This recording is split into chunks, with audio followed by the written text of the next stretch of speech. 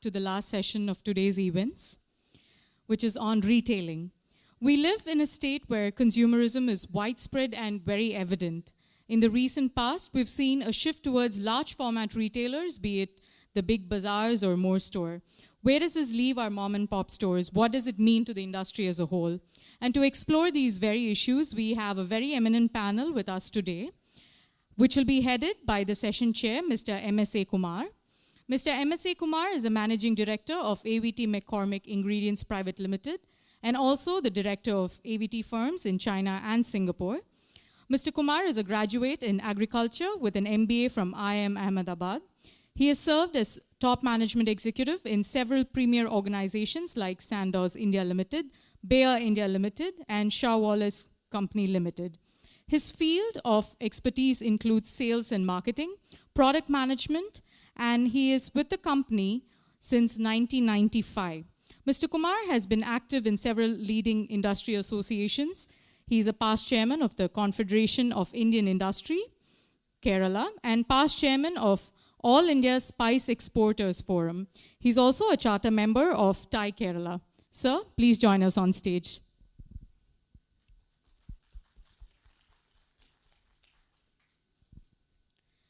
Next, I'd like to introduce Mr. M.P. Ahmed, who's the chairman and managing director of the Malabar Group. After 2 ventures, Mr. Ahmed moved into the jewelry business and opened the first Malabar Gold and Diamond showroom at Palayam in Kozhikode in 1993 with the support of relatives and friends. Malabar Gold and Diamonds is now a household name in this space. The group also actively engages in corporate social responsibility. With 99 outlets worldwide, Malabar Gold and Diamonds is in a robust growth phase. The group is expanding across India and GCC, and its expansion plan goes into Far East countries like Indonesia, Malaysia, and so on. The company is now striving ahead with confidence to become the #1 jewelry group in the world. The new venture Malabar Builders was launched in 1995, which was yet another stepping stone, and it's now rebranded as Malabar Developers. We are honored to have with you, sir, and I'd like to request for you to join us on stage.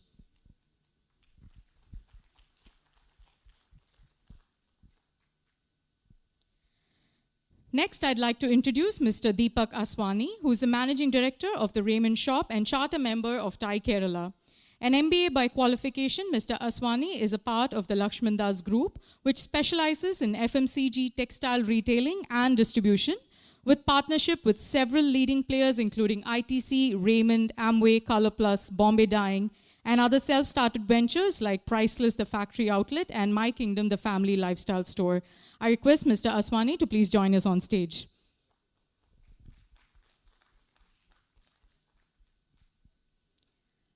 Our next panelist is Mr. Afzal Musliar, who is the MD of Supreme Group, a well-known player in Kerala's retail space.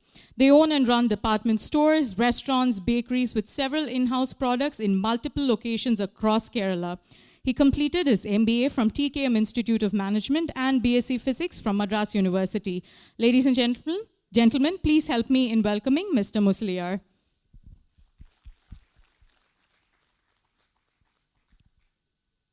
Our next speaker, Mr. Venkatesh Iyer's story is actually very fresh in my mind.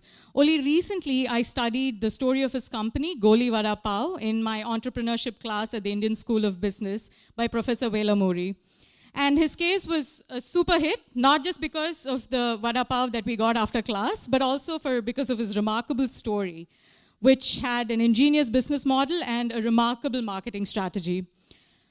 Mr. Venkatesh Iyer's Goli Vada Pav sells vegetable-like patties in a bun. The company evolved from an ethnic fast food restaurant consisting of a single 60-meter square shop to now a franchise brand with over 100 outlets in 26 cities.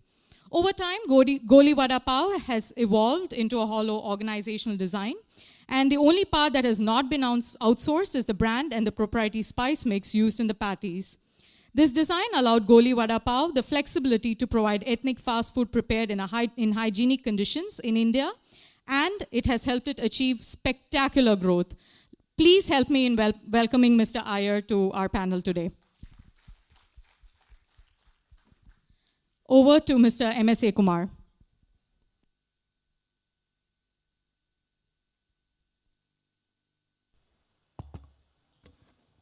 Thank you, Shruti, and it's going to be a challenging task for me because we have such eminent speakers in the panel, and I think we have the award ceremony starting at 6:45.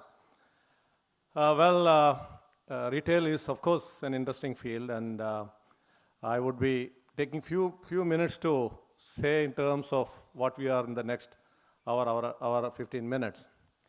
First, Mr. Ahmad will talk about his golden journey. I was happy to see that if I read his website, he started first as an ice factory, I remember. Am I right, Ahmad? ആദ്യം തുടങ്ങിയത് ice factory ആയിരുന്നല്ലോ ആദ്യം ഒരു ice factory തുടങ്ങിയിട്ട് then he went to the field I am in, and he rightfully got out of that, which is spice trade, spice and copra. And today, I think Ahmad can be very proud that he has above 100 outlets in the Gulf as well as in Singapore. And we were talking earlier before the meeting started that he is going to want to branch off to even to the US and to the Europe. So I think it's a fascinating journey. We'll hear him out. Before we go to that, I think I will just quote one thing from the recent Technopack consultants study, which says that the retail, especially the young people, we know already the demographics. I think everybody has heard that 60% of the Indian population is below 30 years old. But I think the most interesting statistics which came out is in the next 5 years, the young and the young adult population, which is the spending population, in the next 5 years, there will be addition of 22 million more people in that age group of 15 to 30 years, which shows how much potential this particular retail vertical or retail segment holds. And this Technopack study goes on to say that, look, there are three areas which are going to be the key things. One is trendy clothes.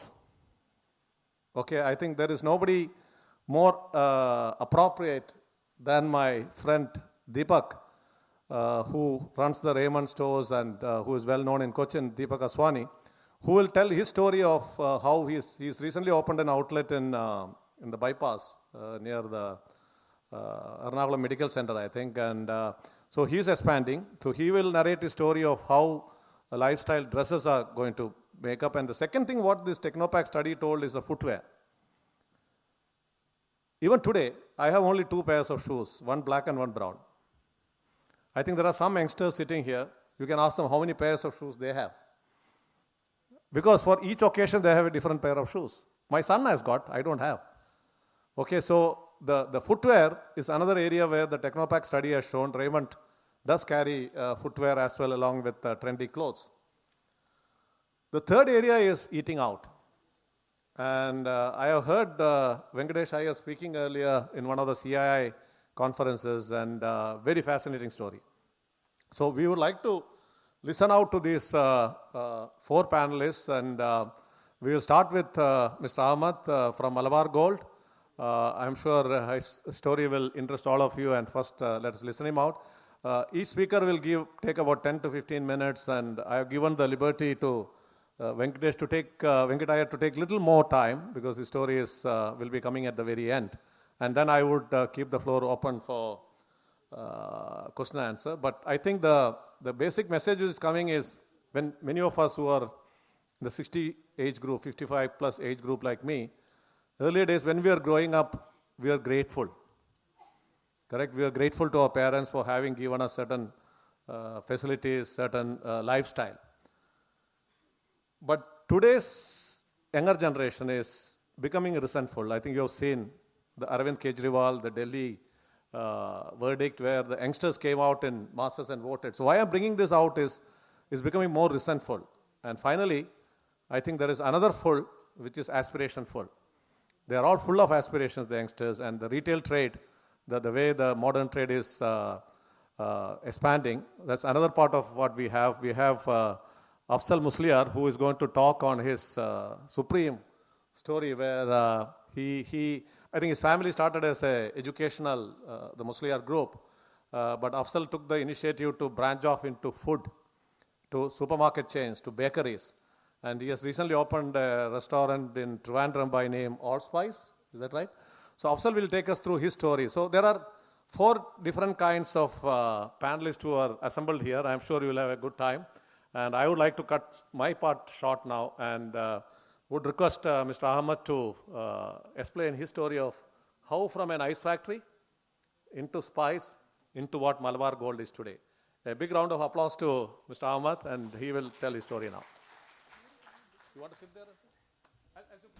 Dear friends and colleagues,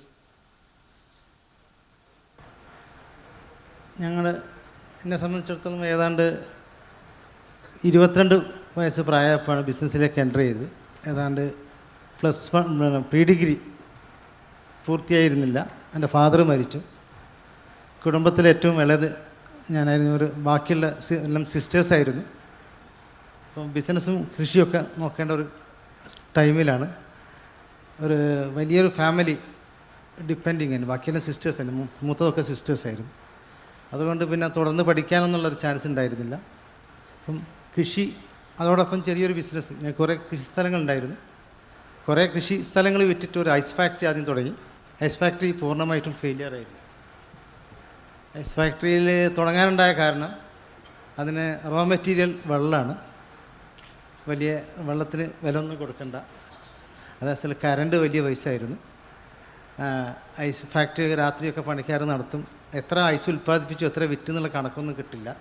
രാത്രി അവരൊക്കെ വിറ്റിട്ട് വെള്ളം നിറച്ച് വെക്കും, ക്യാനിൽ complete. അവർ തന്നെ പിന്നെ പറഞ്ഞു, പിന്നെ ജസ്റ്റ് കറണ്ടിൻ്റെ ബില്ലൊക്കെ അടിച്ചങ്ങനെ പോവും. അങ്ങനെ അത് ലോസായി. അവസാനം ക്ലോസ് ചെയ്തു. പിന്നീട് ഞങ്ങൾ ഹിൽ പ്രൊഡ്യൂസ്, ഞങ്ങളുടെ തന്നെ പ്രോഡക്റ്റ് കൃഷിക്കാരായിട്ടൊക്കെ ബന്ധങ്ങളുള്ളതുകൊണ്ട് അത് നന്നായി നടന്നു. 81 മുതൽ ഏതാണ്ട് 2000 വരെ, 93 ജ്വല്ലറി തുടങ്ങിയത്.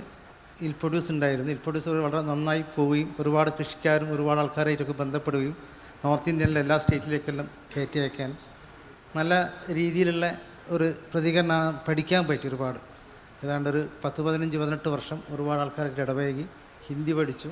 ഫോണിൽ തന്നെയാണ് ഹിന്ദി പറഞ്ഞു പഠിച്ചത്. നിർബന്ധമായിട്ടും ബിസിനസ് ഒരുപാട് ലേൺ ചെയ്യാൻ പറ്റും. വളരെ മിനിമം മാർജിനിൽ, ചിലപ്പോൾ ലോസിൽ വരെ ബിസിനസ് ടേൺ ചെയ്യാൻ വേണ്ടി കൊണ്ട് ചെയ്ത് ഒരു എക്സ്പീരിയൻസ് ഉണ്ടായി. ആ ഒരു അവസരത്തിലാണ് ഇനി എന്ത് എന്നുള്ള കുറേ ഫ്രണ്ട്സും റിലേറ്റീവ്സൊക്കെ സംസാരിച്ചു.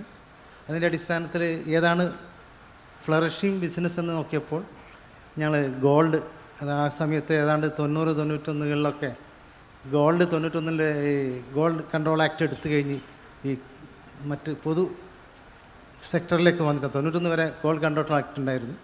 91 ശേഷമാണ് ഓർഗനൈസ് സെക്ടറിലേക്ക് ഗോൾഡ് വരുന്നത്.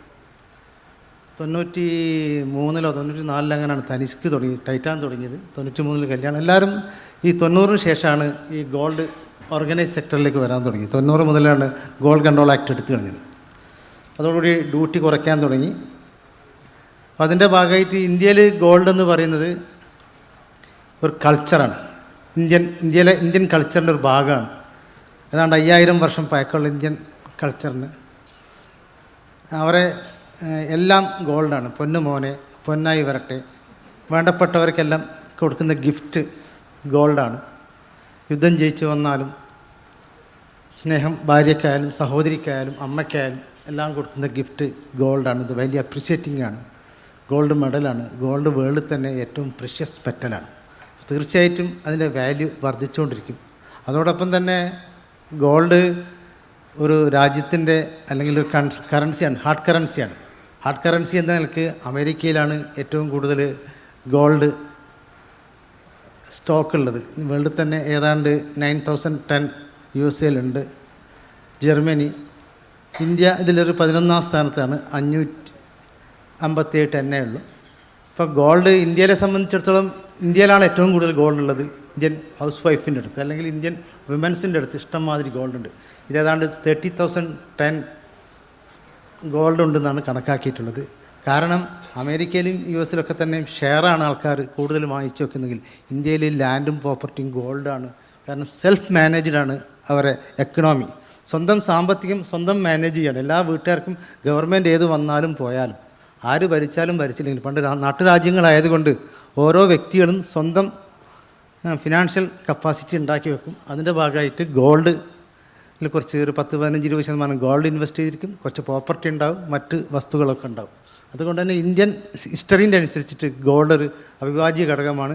എല്ലാ നല്ല കാര്യങ്ങൾക്കും, കുട്ടി പിറന്നാലും എല്ലാ നല്ല കാര്യങ്ങൾക്കും ഗോൾഡ് കൊടുക്കും. കല്യാണം ഗോൾഡ് ഇല്ലാതെ നടക്കില്ല. ഏത് കമ്മ്യൂണിറ്റി ആയാലും അതിൻ്റെ കർമ്മങ്ങൾക്ക് താലി, മഹർ അല്ലെങ്കിൽ മിന്ന്, ഏത് കമ്മ്യൂണിറ്റി ആയാലും ഇന്ത്യയിലെ വിവിധതരം കമ്മ്യൂണിറ്റികൾ, വിവിധതരം ആചാരങ്ങൾ, എല്ലാ ആചാരങ്ങളിലും ഗോൾഡ് ഒരു പ്രധാനപ്പെട്ട പ്രഷ്യസ് മെറ്റലാണ്. ഇതൊരു വലിയ, ഏതാണ്ട് ഇന്ത്യയിൽ വലിയൊരു എമൗണ്ട് ആൾക്കാർ ഇതിനു വേണ്ടി നീക്കി വെക്കുന്നു. ഒരു വലിയ ഒരു സാധ്യതയുമുള്ള ഒരു ഫീൽഡാണ് ഗോൾഡ് ഇന്ത്യയിൽ. ഏതാണ്ട് ഇന്ത്യയിലെ മൊത്തം ഗോൾഡ് ബിസിനസ്സിൽ 78% ഇപ്പോൾ അൺഓർഗനൈസ് സെക്ടറിലാണുള്ളത്. ഓർഗനൈസ് സെക്ടറിൽ ഒട്ടാകെ 22%ആണുള്ളത്. അതിൽ നാഷണൽ വൈസിൽ 5%, ബാക്കി ലോക്കൽ ചെയിൻസാണ് 17% ഉള്ളത്. അപ്പം ഇന്ത്യയിൽ ചെയിൻ ജ്വല്ലേഴ്സിനുള്ള സാധ്യത, റീറ്റെയിൽസിനുള്ള സാധ്യത വളരെ ഹൈ ആണ്. കാരണം ഇന്ത്യൻ കൾച്ചറായിട്ട് ബന്ധപ്പെട്ടിരിക്കുകയാണ്. കൾച്ചർ എന്ന് പറഞ്ഞാൽ ഇത് കുറച്ചും കൂടി ഡീറ്റെയിൽ ആയിട്ട് പോയി കഴിഞ്ഞാൽ ഓരോ പ്രദേശത്തും ഓരോ കമ്മ്യൂണിറ്റിയിലും ഉപയോഗിക്കുന്ന ആഭരണങ്ങൾ വ്യത്യസ്തമാണ്. ഓരോ കല്യാണത്തിനും അവർ ഉപയോഗിക്കുന്ന ആഭരണങ്ങൾ വ്യത്യാസമാണ്. താലി, തമിഴ്നാട്ടിൽ 35 ഇനം താലിയുണ്ട് തമിഴ്നാട്ടിൽ. ഓരോ കമ്മ്യൂണിറ്റിക്കും അവരെ താലി, അവർ ധരിച്ചിരിക്കുന്ന താലി നോക്കിയാൽ ഏത് കമ്മ്യൂണിറ്റിയാണെന്ന് മനസ്സിലാക്കാൻ പറ്റും. നമ്മുടെ കാസർഗോഡ് നിന്ന് കണ്ണൂർ വരുമ്പോഴത്തേക്കും ഓർണമെൻറ്റ്സിൻ്റെ ടേസ്റ്റ് മാറി. കണ്ണൂരിൽ നിന്ന് തലശ്ശേരി വന്ന ആ ടേസ്റ്റ് മാറി. കോഴിക്കോട് വരുമ്പോഴേക്കും വീണ്ടും ആഭരണങ്ങൾ മാറി. ഓരോ പ്രദേശത്തും ഭാഷയ്ക്കുള്ള വ്യത്യാസം മാതിരി ഓർണമെൻറ്റ്സിനും അവരുടെ കൾച്ചറിനും ഫുഡിനൊക്കെ തന്നെയും വ്യത്യാസമുണ്ട്. കാരണം നാട്ടുരാജ്യങ്ങൾ ഉണ്ടായിരുന്ന കാലത്ത് അവരെ പ്രൗഢി പുറത്ത് കാണിക്കുന്നത് അവരുടെ ഡ്രസ്സിലും ഓർണമെൻറ്റ്സിലായിരുന്നു. അതിനനുസരിച്ചിട്ട് ഓരോ അന്നത്തെ പണിക്കാർ ഓരോരുത്തർക്കും വേണ്ടി പ്രത്യേകം പണിത് ഉണ്ടാക്കിയിട്ടുള്ള ഓർണമെൻറ്റ്സ് വളരെ ഡിഫറൻ്റാണ്. ഇതിൽ ഞങ്ങൾ ഒരുപാട് റിസർച്ച് നടത്തിയിട്ടുണ്ട്. ബ്രൈഡ്സ് ഓഫ് ഇന്ത്യ എന്ന ഒരു റിസർച്ച് കൂടി ഇന്ത്യയിലെ ബ്രൈഡ്സുകൾ ഉപയോഗിച്ചുകൊണ്ടിരിക്കുന്ന വിവിധതരം ആചാരങ്ങളും അവർ ഓരോ കല്യാണത്തിന് ഉപയോഗിക്കുന്ന ആഭരണങ്ങളും അതിൻ്റെ ആചാരങ്ങളൊക്കെ വളരെ വ്യത്യസ്തമാണ്. ഇത് ഞങ്ങൾ പലപ്പോഴും ഷോക്കേസ് ചെയ്യാൻ ശ്രമിച്ചിട്ടുണ്ട്. ഏതാണ്ട് 21ഓളം കല്യാണം ഞങ്ങൾ വീഡിയോ ഷൂട്ട് ചെയ്തിട്ടുണ്ട്. അതിൻ്റെ എല്ലാ ഓർണമെൻറ്റ്സും ഓരോ കമ്മ്യൂണിറ്റിയിൽ ഉപയോഗിക്കുന്നത്. ഓരോ കമ്മ്യൂണിറ്റി, ഓരോ സ്റ്റേറ്റ് മാറുന്നതനുസരിച്ചിട്ട് അവർ ആ ഓർണമെൻറ്റ്സ് ഒക്കെ ഡിഫറെൻ്റാണ് ഓരോ ഒക്കേഷനിലും. മലബാർ ഗോൾഡ് ഞാൻ നേരത്തെ പറഞ്ഞു, ഞങ്ങൾ 93 തുടങ്ങി. ഇപ്പോൾ ഏകദേശം 105 ബ്രാഞ്ചുണ്ട്. 6 പാർട്ട്നേഴ്സായിട്ടാണ് തുടങ്ങിയത്. ഇന്ന് ഞങ്ങൾക്ക് ഏകദേശം 1600ഓളം ഇൻവെസ്റ്റേഴ്സുണ്ട്. ഏതാണ്ട് 5000ഓളം ജീവനക്കാരുണ്ട്. ജീവനക്കാരിൽ 400ഓളം പേര് ഡയറക്ടർ, അതായത് ഇൻവെസ്റ്റ്മെൻറ്റ് കം മാനേജ്മെൻറ്റിലേക്ക് ഏതാണ്ട് 400ഓളം പേരും വന്നിട്ടുണ്ട്. ഞങ്ങളുടെ സക്സസ്സിന് പ്രധാനമായിട്ടും കാരണം കൂട്ടായ്മയാണ്, ടീം വർക്കാണ്. ഈ ടീം വർക്കിൽ ഇൻവെസ്റ്റേഴ്സ്, ചെറിയ ഇൻവെസ്റ്റ് ചെയ്യാനുള്ള ഒരുപാട് ഷെയർ ഹോൾഡേഴ്സിനെ ഞങ്ങൾ എടുത്തു. അവരെ മാനേജിങ് ട്രെയിനിങ് ചെയ്യിച്ചു. IIM കാലിക്കറ്റാണ് ഞങ്ങളുടെ കാലിക്കറ്റ് ഇപ്പം ഞങ്ങളുടെ എല്ലാ മാനേജേഴ്സിനും ട്രെയിൻ ചെയ്യിക്കുന്നത്. അപ്പം ഞങ്ങൾ ആ ഒരു ലെവലിൽ റിസർച്ച് നടത്താനും അതിലവരെ പഠിപ്പിക്കാനൊക്കെ ആയിട്ടുള്ള ഒരുപാട് സംവിധാനങ്ങളുണ്ട്. പുതുതായിട്ട് വരുന്ന യങ് MBA എല്ലാം കഴിഞ്ഞ് വരുന്ന ഒരുപാട് ആൾക്കാർ എങ്ങനെയാണ് റീറ്റെയിലിംഗ് എന്ന് പഠിക്കുന്നുണ്ട്. പ്രധാനമായിട്ടും ബ്രാൻഡാണ്, വിശ്വസ്തതാണ്. ഗോൾഡ് എന്ന് പറയുന്നത് ട്രസ്റ്റിൻ്റെ ഭാഗമാണ്. ആ ട്രസ്റ്റ് ഒരിക്കലും ബ്രേക്ക് ചെയ്യാൻ പാടില്ല. ആൾക്കാരോട് എന്താണോ കമ്മിറ്റ്മെൻറ്റ് 100% പാലിച്ചിരിക്കണം. അവർക്ക് എന്താണോ അതിനെല്ലാം, ഞങ്ങളെ സംബന്ധിച്ചിടത്തോളം life long buyback guarantee, life long free maintenance, ഇങ്ങനത്തെ ഒരുപാട് കണ്ടീഷൻസ് കൊടുക്കുന്നുണ്ട്. അതെല്ലാം ഏത് സമയത്തും പാലിക്കും. ഒരിക്കലും ഒരു കാരണവശാലും ബ്രേക്ക് ചെയ്യില്ല. പലപ്പോഴും ഗോൾഡ് ആൾക്കാർ ഒരു ഇൻവെസ്റ്റ്മെൻ്റ് എന്ന നിലയ്ക്കാണ് വാങ്ങിക്കുന്നത്. തിരിച്ചു വിൽക്കാൻ ആരെങ്കിലും ഞങ്ങളുടെ ഷോറൂമിൽ വന്നാൽ ആദ്യം ഒരു കാപ്പി കൊടുക്കും. കാപ്പി കുടിച്ച് തീരുമ്പോഴേക്കും അതിൻ്റെ മാർക്കറ്റ് റേറ്റ് ഒരു കൈ കൊടുക്കും. അതാണ് ഞങ്ങൾക്കുള്ള സക്സസ്. ആൾക്കാർ അതിനെ വിശ്വസിച്ചു. അതൊക്കെ എല്ലാ കമ്മിറ്റ്മെൻറ്റും 100% ഫുൾഫിൽ ചെയ്തു എന്ന് മാത്രമല്ല, എന്ത് എക്സ്ട്രാ കൊടുക്കാൻ പറ്റും. എൻ്റെ സാധാരണ ഞങ്ങൾ എല്ലാവരോടും പറയുന്നത് 10 കമ്മിറ്റ് ചെയ്യുക, 12 ഡെലിവറി ചെയ്യുക. ആൾക്കാർ ഹാപ്പി ആയിരിക്കും. 12 കമ്മിറ്റ് ചെയ്തിട്ട് 11 ഡെലിവറി ചെയ്താൽ അൺഹാപ്പി. അവിടെ ഒരൊറ്റ കമ്മിറ്റ്മെൻറ്റ് ബാലൻസ് ഉണ്ടെങ്കിൽ അൺഹാപ്പി ആയിരിക്കും. എപ്പോഴും കമ്മിറ്റ്മെൻറ്റിനേക്കാൾ കൂടുതൽ ഡെലിവറി ചെയ്യാൻ ശ്രമിക്കുക, കൂടുതൽ സർവീസ് കൊടുക്കുക എന്നുള്ളതാണ് ഞങ്ങളുടെ ടാർഗറ്റ്. ആ സർവീസാണ് ആൾക്കാർ മലബാറിനെ അംഗീകരിച്ചു. കേരളത്തിൽ ഞങ്ങളെ സംബന്ധിച്ചിടത്തോളം ഏറ്റവും നല്ല ഏതാണ്ട് 35 ഔട്ട്ലെറ്റ്സ് ഉണ്ട്. നല്ല സെയിൽസും നല്ല വോള്യൂം ഉണ്ട്. ഒരുപാട് കസ്റ്റമേഴ്സ് അറ്റം മുതലുണ്ട്. ഇൻവെസ്റ്റേഴ്സും ഉണ്ട്, ഒരുപാട് ഇൻവെസ്റ്റേഴ്സ് ഹാപ്പിയാണ്. കാരണം നമ്മളെ സംബന്ധിച്ചിടത്തോളം നാട്ടിൽ ഒരു ബിസിനസ് തുടങ്ങാൻ ആദ്യം തന്നെ ബാങ്കിനെ ഡിപ്പെൻഡ് ചെയ്യരുത്. പ്രോഫിറ്റ് വരുന്നവരെ ആരും ബാങ്കിൽ പോകരുത്. പ്രോഫിറ്റ് വന്ന് ഇൻകം ടാക്സ് അടിക്കുമ്പോൾ മാത്രമേ ബാങ്കിനെ സമീപിക്കാവൂന്നാണ് എൻ്റെ അഭിപ്രായം. തുടക്കം തന്നെ ബാങ്കിൽ നിന്ന് എടുത്തു കഴിഞ്ഞാൽ പലപ്പോഴും മുന്നോട്ട് പോകില്ല. ഞങ്ങളൊക്കെ തന്നെ ധാരാളം ഇൻകം ടാക്സ് അടിക്കാൻ തുടങ്ങിയപ്പോഴാണ് ബാങ്കിനെ കഴിഞ്ഞ 2-3 വർഷമായിട്ട് പിന്നെ ബാങ്കിനെ പാർട്ണർഷിപ്പ് ചേർക്കാൻ തുടങ്ങിയിട്ടുള്ളൂ. കാരണം അത് ഇൻകം ടാക്സിൽ നിന്ന് സെറ്റ് ഓഫ് ചെയ്യുമെന്നുള്ള ഉറപ്പുള്ളതുകൊണ്ട്. ഇൻവെസ്റ്റേഴ്സ് നമ്മുടെ നാട്ടിൽ കൃത്യമായ കണക്ക്, കൃത്യമായ അവർക്കുള്ള ഡിവിഡൻഡ് കൊടുക്കൽ, അല്ല അവർക്കുള്ള അതിൻ്റെ ബെനിഫിറ്റ് കൊടുക്കൽ, മറ്റെല്ലാം കണക്കെല്ലാം കൃത്യമായി മനസ്സിലാക്കി കൊടുത്താൽ ഒരുപാട് ഇൻവെസ്റ്റേഴ്സിന് കിട്ടാറുണ്ട്. നമ്മുടെ നാട്ടിൽ ഒരുപാട് NRIs ഉണ്ട്. NRIസിന് എവിടെ ഇൻവെസ്റ്റ് ചെയ്യണമെന്ന് അറിയില്ല. കുറേ ലാൻഡ് വാങ്ങുന്നു, കുറേ വലിയ വീടുണ്ടാക്കുന്നു, കുറേ വെറുതെ ആവശ്യമില്ലാത്ത കെട്ടിടങ്ങൾ നിർമ്മിക്കുന്നു. അല്ലാതെ ഇന്ന് ഫണ്ട് സ്വരൂപിക്കുക എന്ന് പറയുന്നത് കേരളത്തെ സംബന്ധിച്ചിടത്തോളം ഒരു ബുദ്ധിമുട്ടായിട്ട് എനിക്ക് തോന്നുന്നില്ല. എൻ്റെ അടുത്ത് സാധാരണ ഒരുപാട് ആൾക്കാർ വരുന്നത് എനിക്കൊരു 50 ലക്ഷം ഉണ്ട്, 1 കോടി ഉണ്ട്, 2 കോടി ഇൻവെസ്റ്റ് ചെയ്യണം എന്നുള്ള ഇതായിട്ടാണ്. ഞങ്ങളതിന് ഓപ്പർച്യൂണിറ്റീസ് അധികം ആൾക്കാരും പറയും, നിങ്ങൾ സ്വന്തമായിട്ട് തുടങ്ങണ്ട, നിങ്ങളുടെ ജോലി തന്നെ ചെയ്യുക, അതല്ലെങ്കിൽ നിങ്ങളൊരു ടീം ഉണ്ടാക്കിക്കോ, അതല്ലെങ്കിൽ വെറും ലാൻഡ് മേടിച്ച് വെച്ചോ. ബിൽഡിങ് പണിയാൻ പോയാൽ അതും ആവശ്യത്തിനല്ലെങ്കിൽ അത് മിസ്യൂസായി പോവും, അല്ലെങ്കിൽ നടക്കില്ല. അവർ കൂട്ടായ്മയുടെ ഒരു വിജയമാണ്. ഒരുപാട് ഇൻവെസ്റ്റേഴ്സ് തന്നെ എല്ലാ പ്രൊഫഷൻസിലുള്ള ആൾക്കാരുണ്ട്. ചാർട്ടർ അക്കൗണ്ട്സ് ഉണ്ട്, ആർക്കിടെക്ട്സ് ഉണ്ട്, ഡോക്ടേഴ്സ് ഉണ്ട്, എല്ലാ കമ്മ്യൂണിറ്റിപ്പെട്ട ആൾക്കാരുണ്ട്. ഞങ്ങളെ സംബന്ധിച്ചിടത്തോളം എല്ലാ കമ്മ്യൂണിറ്റിപ്പെട്ട, സ്റ്റാർട്ടിങ് കാലിക്കറ്റിൽ നിന്ന് ഞങ്ങളുടെ പരിചയക്കാരും ബന്ധുക്കൾക്ക് ആദ്യം വന്നെങ്കിലും ഇന്ന് ഇങ്ങനെ കേരളത്തിനും കർണാടകയിലും ആന്ധ്രയിലും ഒക്കെ ഉള്ള എല്ലാ കമ്മ്യൂണിറ്റിപ്പെട്ട ആൾക്കാരും, എല്ലാ പ്രൊഫഷണൽ രംഗത്തുള്ള ആൾക്കാരും ഇൻവെസ്റ്റേഴ്സ് ആയിട്ടുണ്ട്. ഒരു ജോയിൻറ്റ് വെഞ്ചർ എന്ന നിലയ്ക്ക് അതൊരു വളരെ നന്നായിട്ട് പോകുന്നുണ്ട്. പിന്നെ എനിക്ക് പറയാനുള്ളത് ബ്രാൻഡാണ് അടുത്ത ഭാവി. എല്ലാം ബ്രാൻഡാണ്. ബ്രാൻഡിനാണ് ആൾക്കാർ ഇൻവെസ്റ്റ് ചെയ്യുന്നത്. ഇന്ത്യയിൽ നിന്നും വിദേശത്തേക്ക് കൊണ്ടുപോകാൻ പറ്റിയ ഏക ബ്രാൻഡും ജ്വല്ലറിയാണ്. കാരണം വളരെ വർഷങ്ങൾക്ക് മുമ്പേ എല്ലാവരും പുറമേ നിന്നൊക്കെ തന്നെയും ഇന്ത്യൻ ഓർണമെൻറ്റ്സ്, ആർട്ട്, ഡിസൈനിന് ജർമ്മനി കാർ മാതിരി അല്ലെങ്കിൽ ജപ്പാൻ ഇലക്ട്രോണിക്സ് മാതിരി ഇന്ത്യയിൽ നിന്ന് ഡിമാൻഡ് ഉണ്ടായിരുന്നത് ഓർണമെൻറ്റ്സാണ്. ഇന്ത്യയിൽ നിന്നുള്ള ഓർണമെൻറ്റ്സാണ് വേൾഡിലെ എല്ലാ മ്യൂസിയത്തിലും ധാരാളമായിട്ട് കാണുന്നത്. ഇന്ത്യൻ ഓർണമെൻറ്റ്സിന് ഇന്നും വിദേശ ഡയമണ്ടിനൊക്കെ തന്നെയും എല്ലാ സ്ഥലത്തും വലിയ ഡിമാൻഡാണ്. ഇപ്പം ഗൾഫിൽ ഞങ്ങൾക്കൊക്കെ നല്ല സെയിൽസ് ഉണ്ട്. നല്ല സാധ്യതയുള്ള ഒരു ഇതാണ്. അതൊരു ബ്രാൻഡായിട്ട് ഡെവലപ്പ് ചെയ്തിട്ടുണ്ട്. ബ്രാൻഡ് എന്ന് പറയുന്നത് നമ്മൾ ഇഷ്ടപ്പെട്ട് മറ്റൊരാൾക്ക് റെക്കമെൻഡ് ചെയ്യുമ്പോഴാണ് അത് ബ്രാൻഡാവുള്ളൂ. ആ രീതിയിലുള്ള അതിൻ്റെ ക്വാളിറ്റി, സർവീസ്, ബൈബാക്ക് എല്ലാം പെർഫെക്റ്റ് ആയിട്ടുള്ളൊരു ബ്രാൻഡ്. ആ ബ്രാൻഡ് എന്ന് പറയുന്നത് ആ ഫീലിംഗ് വരുമ്പോഴാണ് ആൾക്കാർ അതിന് ഏറ്റവും കൂടുതൽ വാല്യൂ കൊടുക്കും, എക്സ്ട്രാ വാല്യൂ കൊടുത്ത് വാങ്ങിക്കാൻ തയ്യാറാവും. പിന്നെ എല്ലാ ഫെസിലിറ്റീസും ഏറ്റവും നല്ല വേൾഡ് സ്റ്റാൻഡേർഡ് ആവുക, മാക്സിമം IT ഉപയോഗിക്കുക, ഇൻഫർമേഷൻ ടെക്നോളജിയെല്ലാം ഏറ്റവും കൂടുതൽ നന്നായിട്ട് ഉപയോഗിച്ച് വരുന്നു. ഇന്നത്തെ ഓരോ ട്രെൻഡ് അനുസരിച്ചിട്ട് ഇപ്പം ആൾക്കാർ പുതിയ ഡ്രസ് കോഡ്, ഓരോ പാർട്ടി ഓരോ മൂഡിനനുസരിച്ചുള്ള സബ് ബ്രാൻഡുകൾ ഡെവലപ്പ് ചെയ്യുക.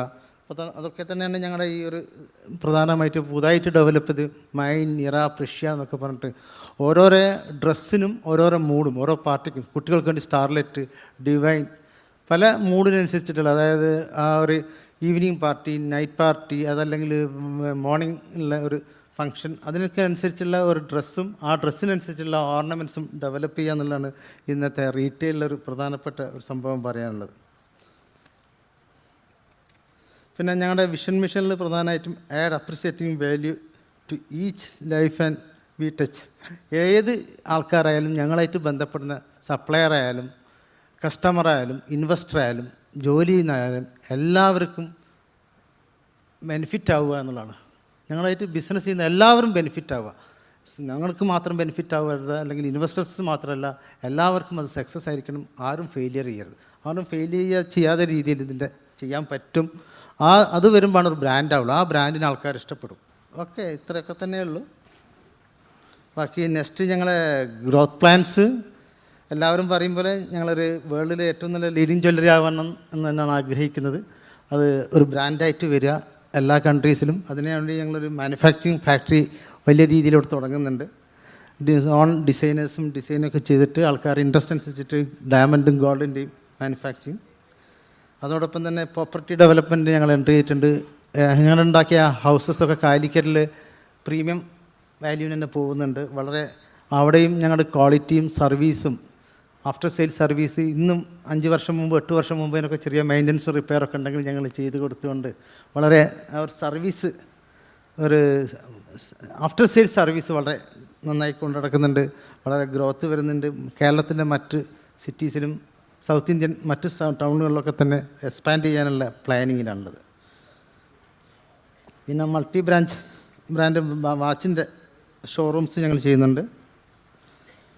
ഇത്രയാണ് എനിക്ക് പറയാനുള്ളത്. Thanks.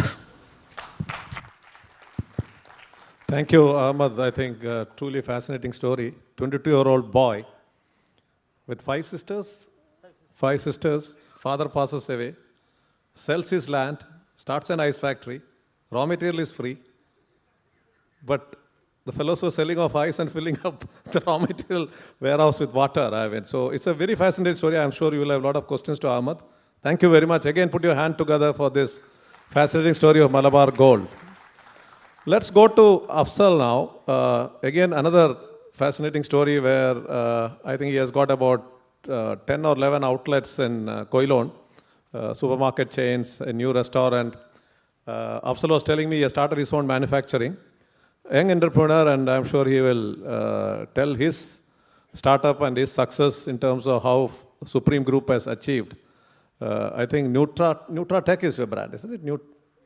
NutriFood is his brand. Hello. So he has got ambitious plans, and Afzal will share the story with you. Speakers, budding entrepreneurs, and friends. We Supreme Group are into food, and we are into supermarkets, restaurants, bakeries, and we are also into manufacture and marketing of food in the brand name NutriFood. Well, I'm going to share a few experiences. Setting up my group, as said, we are from the education background and moving over to the retail industry. And how, in fact, this was set up by my father, and I took it over from him. And I'm slowly developing it into a organized retailing sector. We are a group traditionally rooted in academics, and my family manages the TKM group of institutions founded by my grandfather, late Thangal Gunju Musliar, fondly known as TKM. My father laid the foundation for a retail venture in Kollam in the early 80s, when he started a supermarket and a bakery outlet. I joined my father in his business soon after my graduation in business management from TKM Institute of Management in 1998. Supreme was a family business and was managed by a handful of trusted people from within the family. It was a very informal setup, as it was enough to manage the affairs of a small business. Growing up to an organized chain has been a long and eventful journey.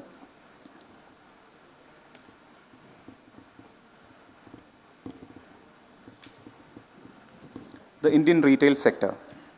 Well, I'm not going to give you facts and figures because most of you have been through a lot of facts and figures earlier, and probably you're all having these kind of figures in your fingertips. Well, the Indian retail is poised for a leap in the future, but we have to understand that growth will not come easily. We have still to battle with infrastructure bottlenecks, availability constraints and high cost of retail space, shortage of skilled manpower, and mediocre supply chains. The forecast is that Indian retail is expected to grow at 15 to 20% compounded annual growth rate. The retail sector where you have the supermarkets and kind of stuff. Driven by the urbanization, increase in rural income, lifestyle shifts, and evolving consumption trends. The best news is that growth of retail is not at the expense of any format. The kirana stores, supermarkets, and hypermarkets will coexist and enjoy the benefits emanating from the growth curve.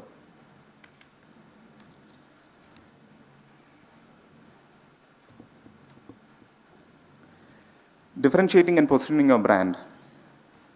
To stay ahead in today's competitive market scenario, you need to get the fundamentals right.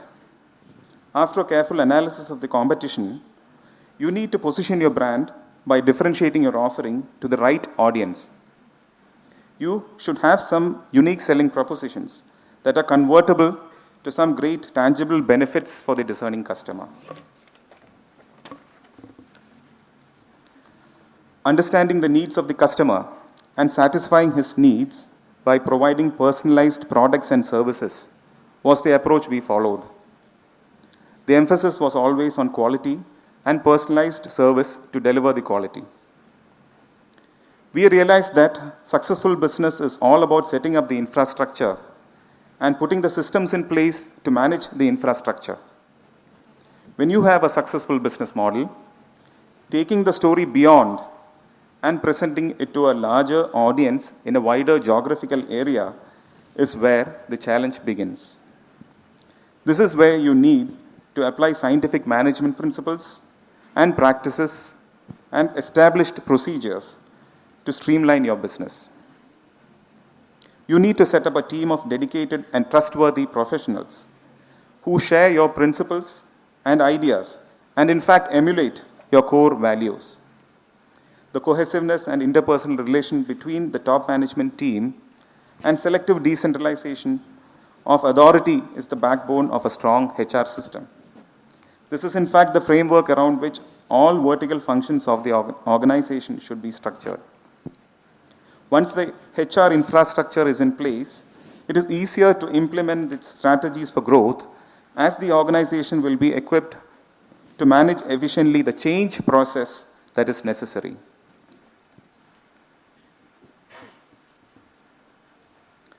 Managing the change.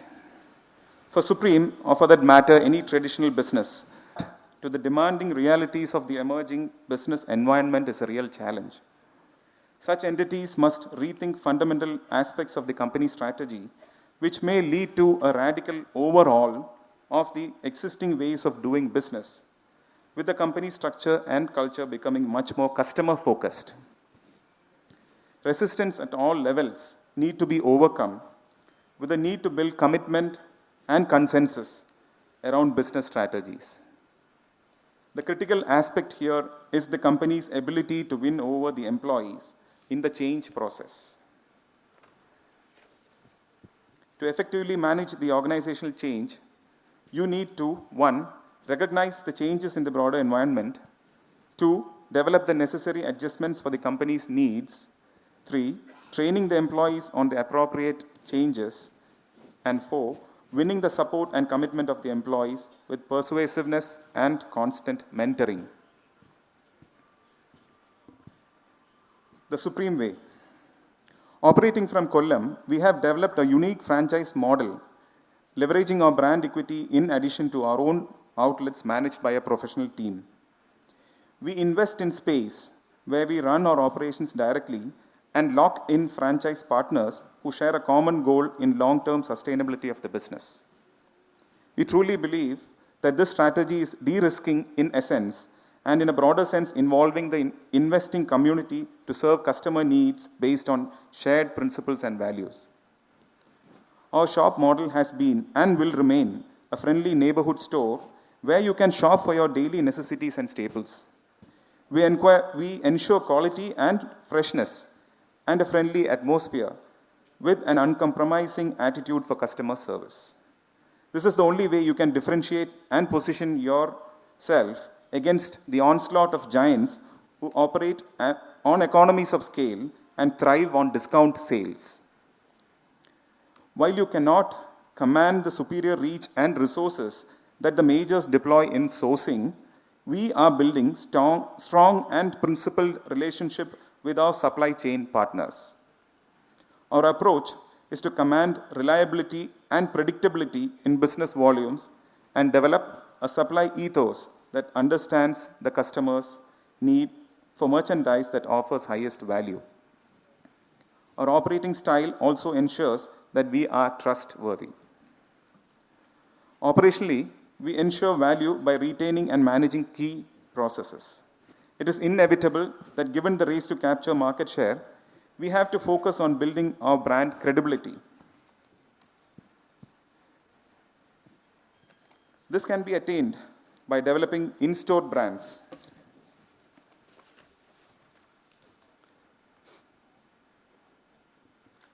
The promise here is again bringing in quality products and thereby creating value to our customers.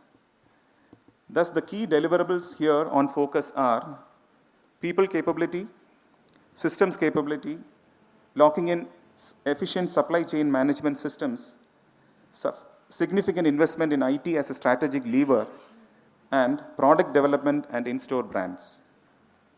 The scope for value addition is immense, especially in the food, agro, and dairy sector.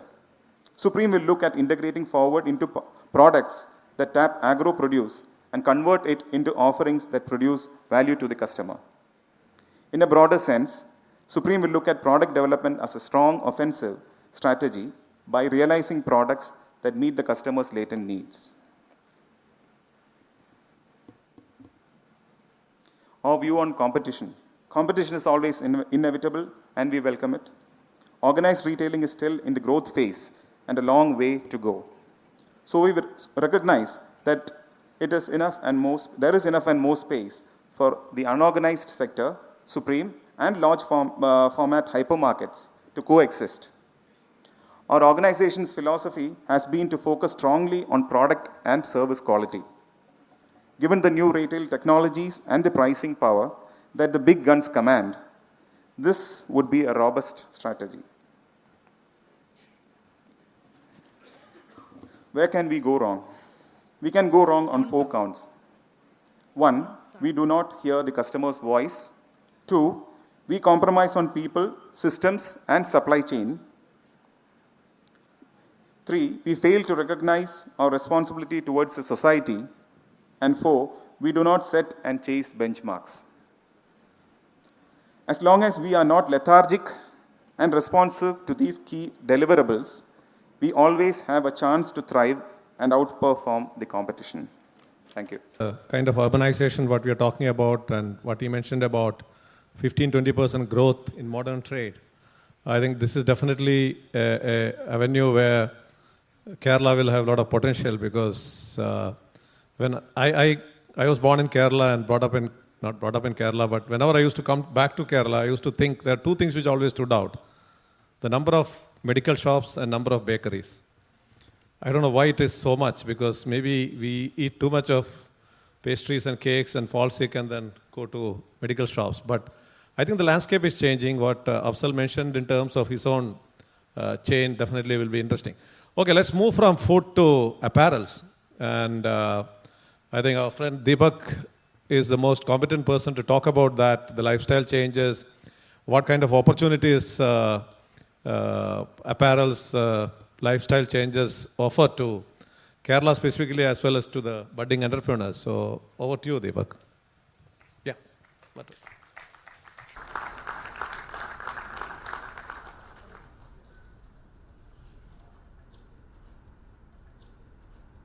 Retail friends on the dais,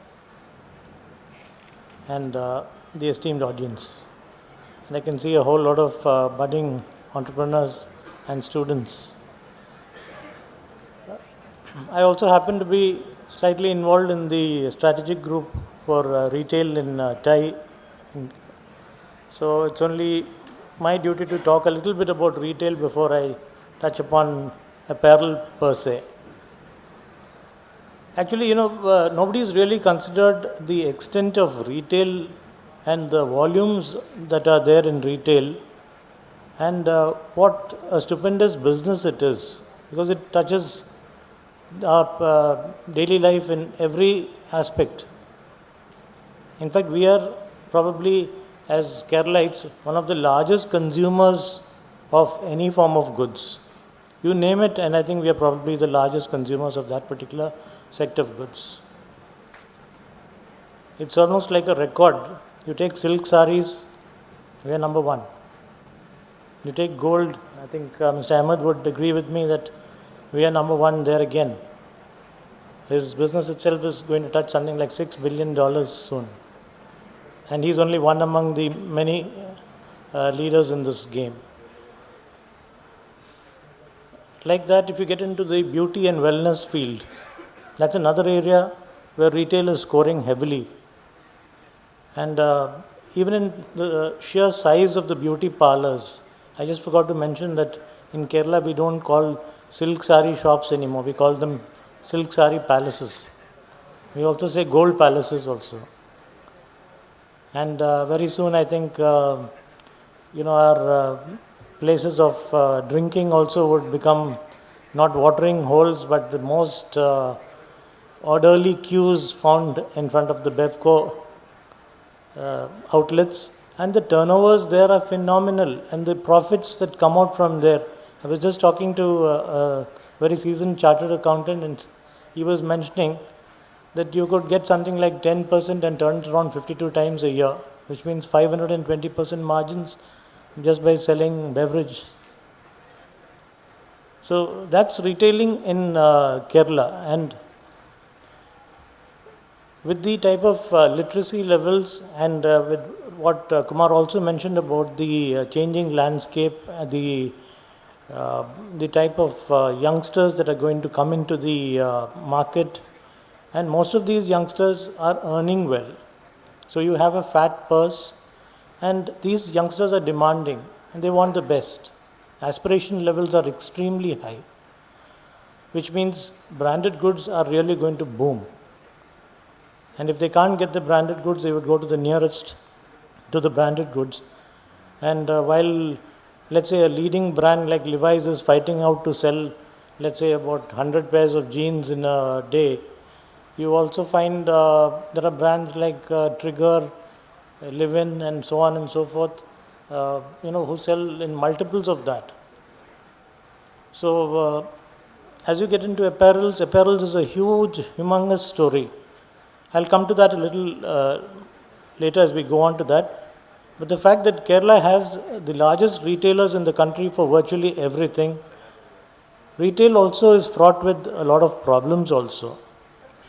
In fact, I've been involved with the Kerala government's the skill development group with the Ministry of Education. And one of the skills that the government is very keen on developing is retail skills. Of India, and start off with something like at the 8th standard level, you start off by teaching them retail skills, and by the time the person is a graduate, he is capable of becoming a manager of a store. And that's the type of number of outlets that are going to be available in Kerala. There was a time when everybody would come into Ernakulam to shop. Today, if you go 10 kilometers in any direction, you go to Arur, there's a silk palace there. You go a little further, there is a silk palace there. And as you go on, you also have correspondingly the eating, I wouldn't call them joints, but the eating places, and as we call them, the QSRs, the quick service restaurants. And I think that would be vouched for by the next speaker. So you have chicken being eaten and brought across the border and sold at the rate of something like 15 to 18 lakhs per night per outlet in the city of Calicut. I'm just talking about KFC. And they say chicken outdoes KFC. So when you get into retail, it's really broad. So with that, we have a lack of skill development, and the productivity among the employees is pretty low, which means they have to be trained. The average productivity is being considered as 6%, which is comparable to South American country like Brazil, where it is around 25% per person. The attrition rate also is equally high. There is this unique phenomenon that the moment you get a bit of experience, you have to go abroad. So that's the end of that retail career for that person. Pilferage. 3 to 5% is the pilferage rate in the retail industry right now. And that is hurting the industry very badly. And when we talk of certain costs in the retail industry, 3 main things in any retail industry have to be watched out for. One is the cost of real estate. Real estate is going up day by day. If you want, retail is all about location. And if you want a good location, the price of that location is very, very expensive. So you either pay a huge amount for the cost of the premises or the rent, and electricity in Kerala again is very high, and obviously the cost of employment is also extremely high. When these 3 things are put together and put onto a product which has got a maximum recommended or a suggested price, then the margins left are wafer thin to manage. So that is the reason why you find a number of outlets coming and an equal number also exiting because of the lack of profitability. If you do your job properly, if you look at all the key performance indicators, then retail is probably one of the best industries to be in. And that is how we got into retail. We were primarily ITC distributors, and like my seasoned friend Mr. Roy, who's a chartered accountant, was just telling me, the ITC business is an industry where we also approach the retailers, But every year there is a price hike in the form of excise and the company price increase for the brand. So invariably, you find that you need investment every year on year. So you got to plow back everything that you have into that particular business. And that is how we got into textiles. Way back in the 70s, we found there was absolutely no service in the textile shops. You had to literally, urge a person to take out a piece of cloth and show it to you. And at that time, there was this one chain which was all across the country. In 1972, DCM had 600 stores across the country. From DCM, we learned the business. We moved on to Bombay Dyeing, from there to Raymond's. And now we've got our own brands in My Kingdom and Priceless. So, like I said, retail can bring in a lot of profits provided the job is done well, and as long as you look after your employees, train them well. In fact, in Raymond's here we follow the Singapore Airlines training program, in which a person is taught how to stand next to a person, how he should point out at a particular thing, how he should speak to a person, how he should carry his goods back to his vehicle, so on and so forth. So every single element of the service function is taken into consideration. Since we are running out of time, and I think we have a long chat from Venkatesh on Vada Pav, I will not come in between this, but I would just like to talk about one aspect of Raymond's which is absolutely new and very unique. This won the Retail Concept of the Year award last year, and that is the made-to-measure system. What Raymond's took into consideration was all its expertise and its qualities. The biggest problem that they found is that the fabric that they made was the best in the world. It was absolutely incomparable. Even Italian fabric comes nowhere near what Raymond's makes. So we have fabrics from 120 rupees and it goes on to something like 3 lakhs a meter also. But to give it back as a garment to your requirement, you need good tailoring. And good tailoring for high expensive material is very, very dangerous sometimes. And the standard of tailoring moves from tailor to tailor as you move across the country. And that again is a breed which is going extinct. So they came out with this concept that, okay, we shall provide the samples at the store. You go through the samples, decide on the fit that you want. So we've got samples of all the possible fits. The problem in India is that people are there from various sizes, from size 36 right up to size 65 also. So we have all the samples with us. They try it on. Those are adjusted, photographed, sent to the factory, and you get a factory finished garment back in 15 days flat. So do try out that service. And I'd like to thank TAG for the unique opportunity given to me. And I wish all the youngsters out there all the very best in retail. Thanks, Deepak. 10% and 52 times rotation.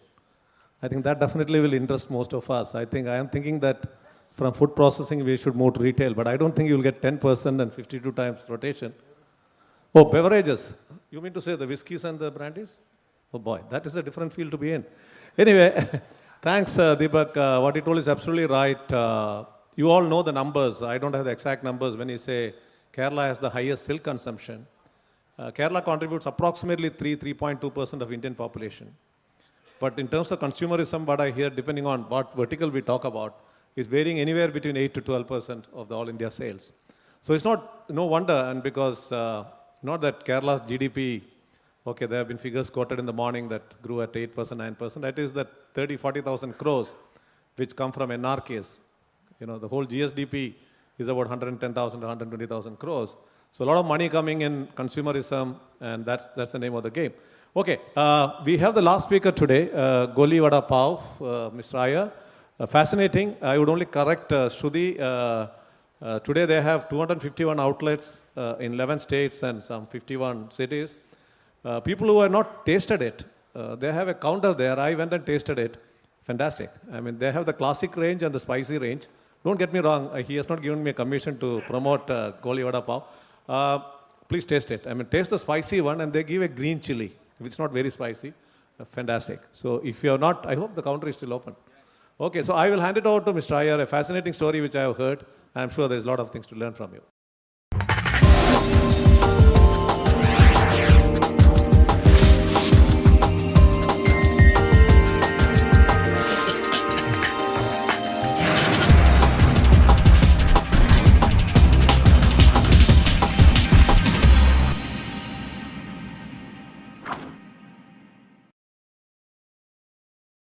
Evening. A small request. Business is all about coming together of people. For all those people who are behind, if they can come in the front, it will just take a minute. Just move ahead in the front. All of you are there behind, so that we can fill up the chairs in the front. Please come forward. Come forward. This will also help you little movement of body. So somewhere over a period of whole day, if you have got tired, some movement for the body and the limbs. I think Mr. Iyer, you are absolutely right. This is the last session before we start the award ceremony. Yeah. So I think it's... Please come. As fast as you can. I think there's still some people not able to move from the back. Anyway, leave the choice to you guys. Small request for all those people behind, come first and fill up all the front rows. Please come forward.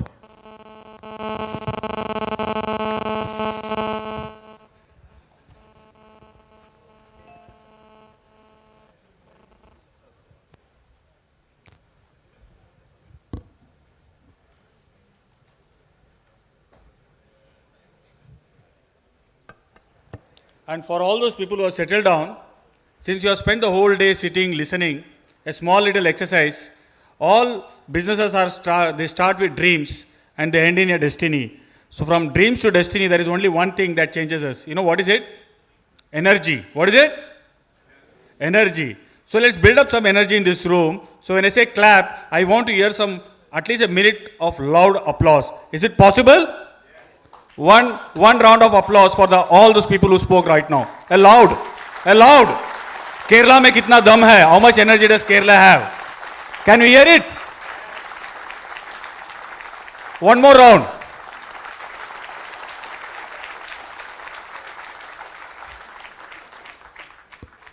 I specifically wanted you to try this out. Business is all about energy and enthusiasm. A lot of people have dreams, a lot of people have ideas.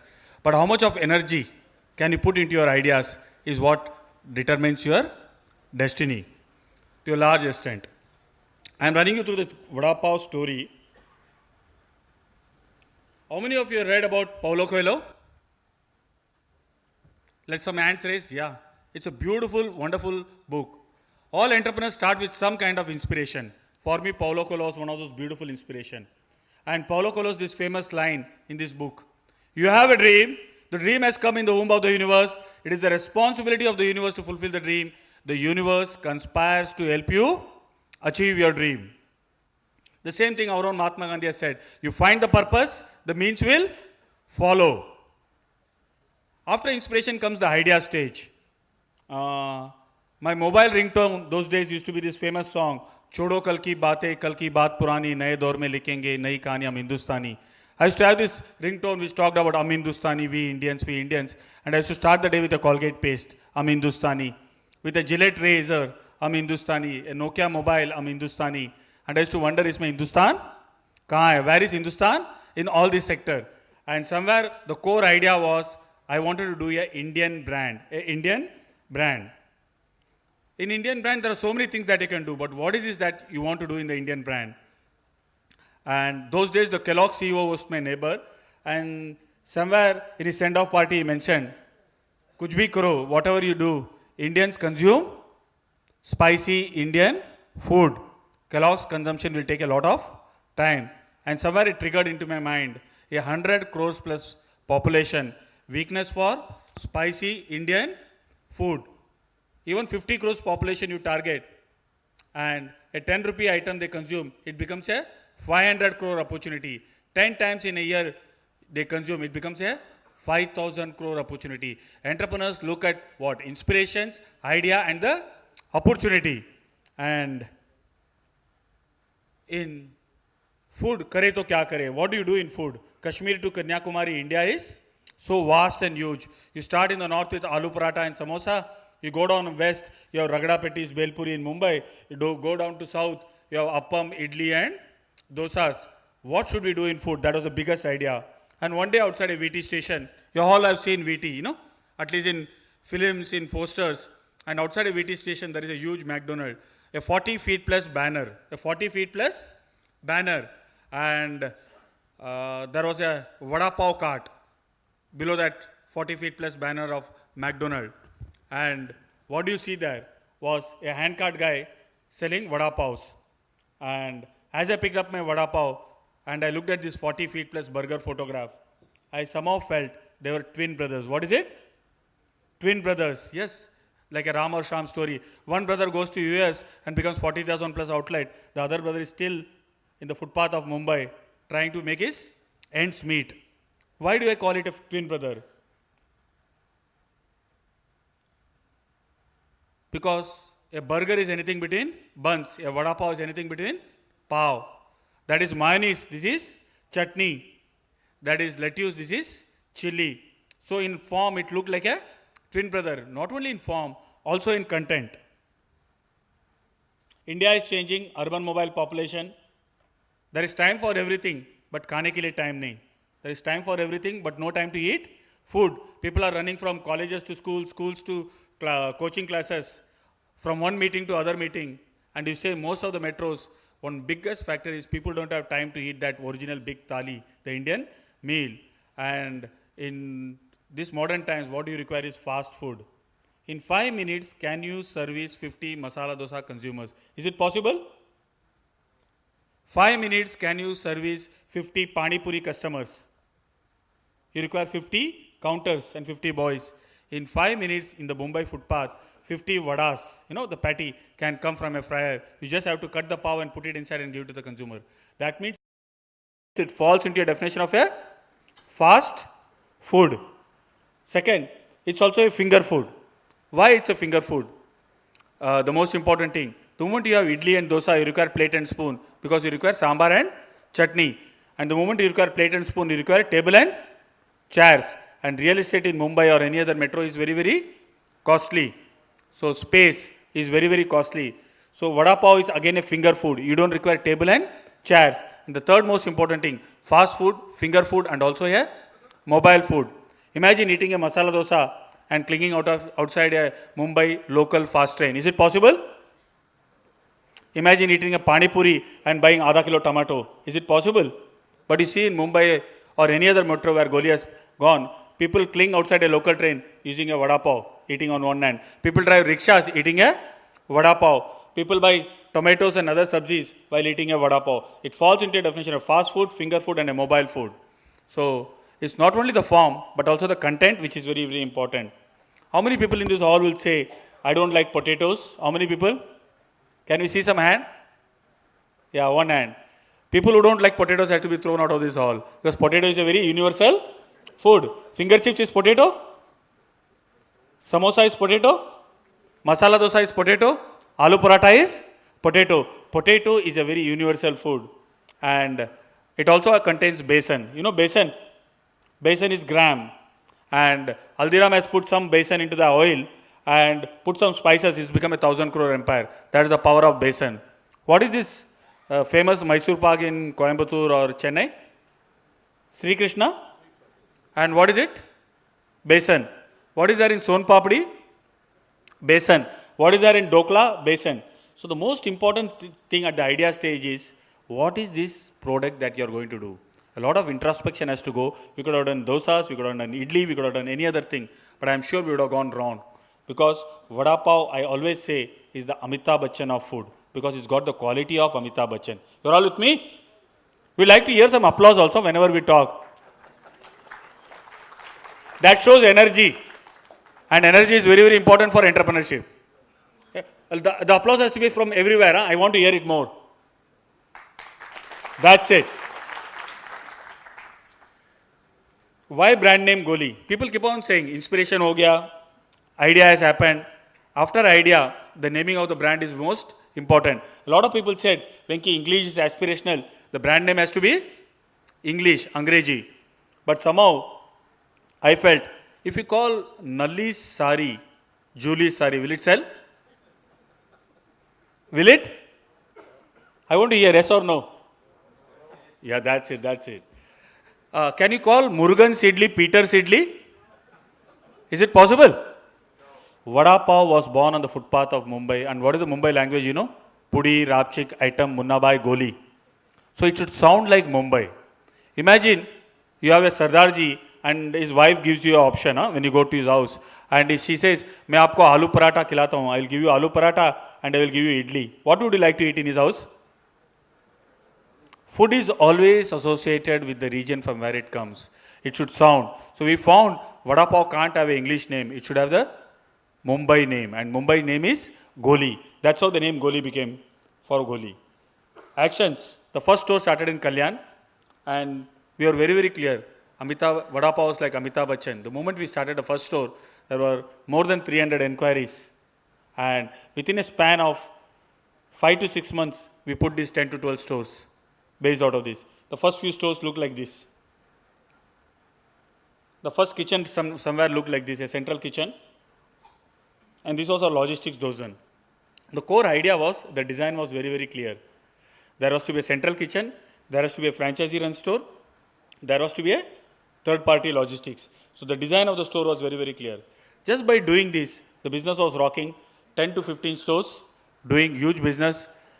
Everybody should have been happy. But my banker was not happy. He's saying, this business looks very good, but there are some challenges. Just by putting tiles and uniform, can Vada Pav become burger? At this juncture, we found that there was huge amount of wastage, huge amount of pilferage, huge amount of non-standardization, price fluctuation. Wastage because you make 10,000 golis in the morning, by evening 3,000 golis are wasted. They go down the gate because the food doesn't have a shelf life. Any brand product that you eat, a Britannia biscuit or a Colgate paste or a Coca-Cola has got a shelf life. That's why the balance sheet or the P&L look good. If you want to build a brand, build a company, pan-India, the wastage has to be eliminated first. Most of the food business in India is run by cooks and chefs. And whatever they prepare in the afternoon, by night they have to throw it away. That's what. And these businesses can't survive. These businesses cannot be scaled up. Second was pilferage. You supply 10,000 golis and supply to all the stores. Every store manager or the boys at the store will make 2 golis out of a single goli. That means pilferage. The biggest problem for most of the food people in India. Wastage, pilferage. People put big fine dining restaurant. They spend 1 crore of rupees, get 25 people to work in the store, a great chef at a salary of 2 lakhs of rupees. But in 6 months they realize wastage and pilferage has killed their businesses. And the third is non-standardization. As the chef who comes at 50,000 or a lakh rupees salary moves away, the brand also goes down. So we realized that wastage, pilferage and standardization we had to attack. And we started attacking this particular. We started working with technology, went to IIT, went to Vijay engineers, ultraviolet rays the way Amul does to increase the shelf life, nitrogen gas chambers the way Lace increase the shelf life, blast chill the way blood bank technology is being worked. All this technology was being worked out, but yet we had not found the solution because technology was good. The product taste is to become bad. By now we had lost more than 1 crore rupees in the business. My banker was getting anxious. He said, I'll give you 15 days. The first challenge. 15 days, you solve this problem. Otherwise, return my money back. In 15 days, we didn't know what to do. As a last resort, the coffin was laid on Goli. As a desperate measure, I went to the people who make burgers for McDonald's. People will say, Vada Pav to burger nahi ban sakta hai, but you will become a beggar. Vada Pav will never become a burger, but you will become a beggar. The kind of money that we were borrowing from friends, relatives, families. That was the situation that you are. If anybody wants to laugh or smile, we are democratic country. We can have a clap also. The whole idea is to get a feedback and energy. Okay? The clap cannot be only 2-3 people. There are some more than 100 people. The sound has to be big. Some more.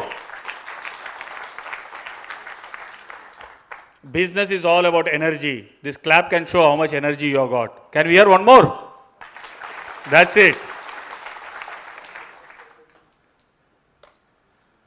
By this time, we went to the people who make burgers for McDonald's, and it was luck, they always say, the beginner's luck. They always say luck is meeting point of opportunities passing by. Your alertness to grab it. The person who was running the store, running the McDonald's back end, Mr. Bhupinder Singh, he somehow liked my face, liked my desperation, the story. He shot our film and sent it to Chicago, McDonald Corporation and OSI Corporation. And I was also surprised. Within 2 months, he said, we are partners. The company which makes burgers for McDonald's, owned by McDonald Corporation, Chicago, USA, becomes partner with a brand which has got 10 stores. It was like David and Goliath. Yeah, that's it. We would like to hear that more. So David and Goliath normally, and I read his letter, he said normally David and Goliath fought with each other. But in a changing new world, David and Goliath have to partner. We are only 10 stores small brand, and that was a company with more than 60 years experience with plants across 33 countries and one of the biggest multinationals in food processing, and that too, they are Mac's back-end partner. And with this, the destiny of Batata Vada changed. Batata Vada, which is normally being done, or the Vada Pav on the gutters of Mumbai, started being done on a fully automatic ASAP certified plant with every Vada going through a metal detector and a X-ray machine. Imagine a Batata Vada which is done on the footpath of Mumbai, on the gutters of Mumbai in the most unhygienic condition, being done in a 50 crore plant with every Vada going through a metal detector, X-ray machine and no human hand touching it, fully automatic plant. And this is the logistics that we came out with, frozen logistics. In fact, somebody told me, you are sending this Batata Vada as if this is Mukesh Ambani's daughter's or son's wedding. In a frozen chain, a Vada Pav is normally done, Kaam Chalao item on the footpath of Mumbai. Logistic costs are very huge. We also tried the fryers with VJT IIT. The instrumentation, 170 the flame will start, 180 the flame will go off. Tongue temperature was 70, the viscosity was 19. This fryer, McDonald fryer is normally 1.5 to 2 lakhs. We designed it at 20-25,000 with some VJT IIT engineers. So technology was a very, very important game to be played wherever. Explorations, fryer made simple. And with this is the difference that people see. But the real difference was what? In the back end. The key differentiator in any business ultimately is what? Technology. What is it? Yes, we all know the Europeans discovered, the Chinese discovered the gunpowder, but the Europeans discovered the gun. And gun changed. Today has become ICBM and ballistic missiles. And still date, the Western world is very, very powerful. Technology differentiates everything.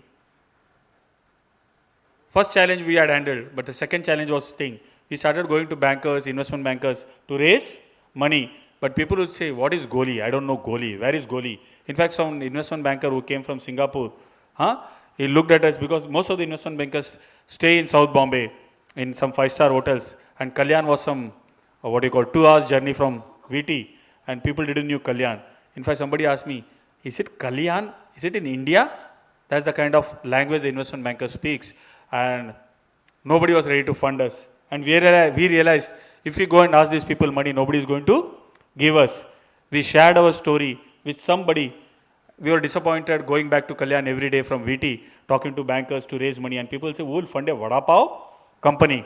Our turnover was hardly 75 lakhs or something those days, up to 1 crore. And people say, who will give you money to a Vada Pav business? And we wanted great valuation at this time because the business had a great future. And at this juncture, we knew that we didn't have money in the pocket to do PR, talk to the media. We just shared this story with one journalist outside Times of India building, outside VT station. In a small 10 minutes talk over cutting chai. And we said, why don't you come to Kalyan and hear our story and see what we are doing? He said, next day morning, open the Times of India. And Times of India, it came out. No PR exercise. Wherever we saw a media or a journalist, NDTV, Star Plus, any mobile van, I and my co-founder used to go and share this story for 5 minutes and the media started writing. Once the media wrote more than 50 newspapers, the investors came to us.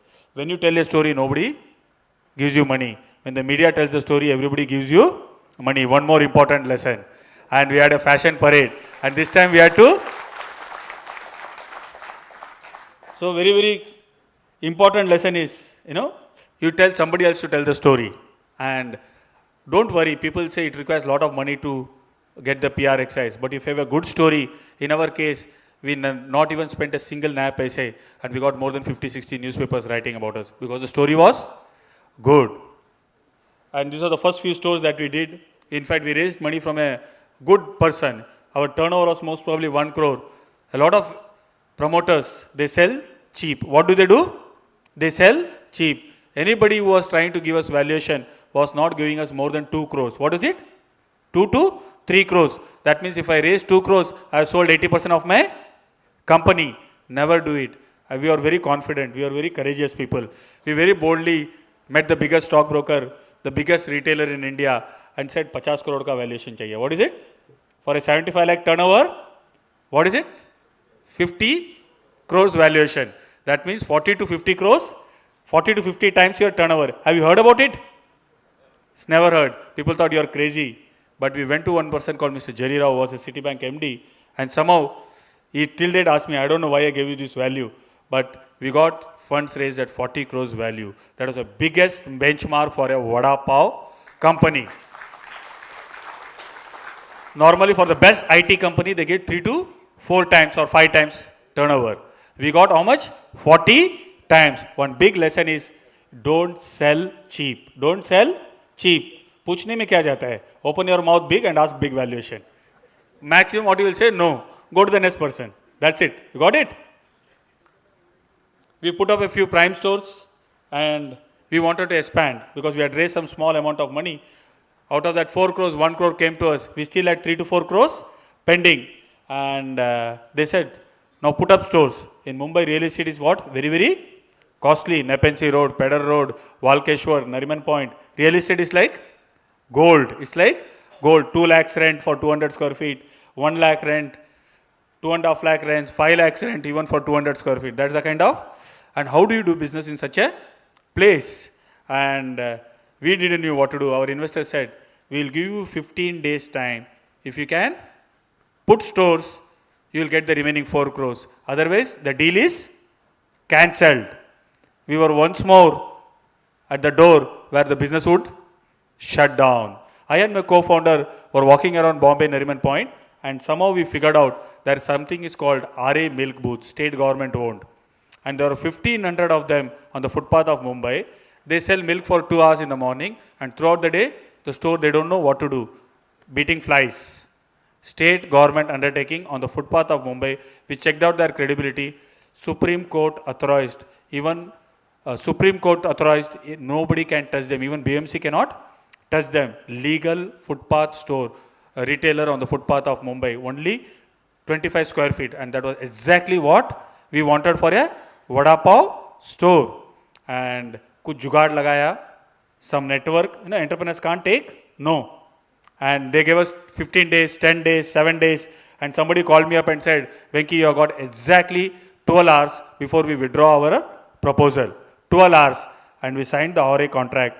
And 300 booths came on the footpath of Mumbai. How much? 300 booths came on the footpath of Mumbai overnight. For every problem, there is a solution. We thought this was one of the best and the most beautiful thing that would have happened to us. But unfortunately, some political party also saw this as a great opportunity. And Vada Pav became a politically sensitive issue on the footpath of Mumbai. And then they heard that a Madrasi is selling Vada Pav. It became more problematic. And within no time, 2 of our stores got burnt out. There was stone throwing. And I got every day with some tikka, white kurta, white pajama, gold chain. People used to flock our office. And the language was only, instead of franchisees, instead of employees, we could see only semi-political people inside our office. And our investors got afraid. Our back-end partner, McDonald, they were little afraid what will happen to us. And we had no choice but to withdraw from RA.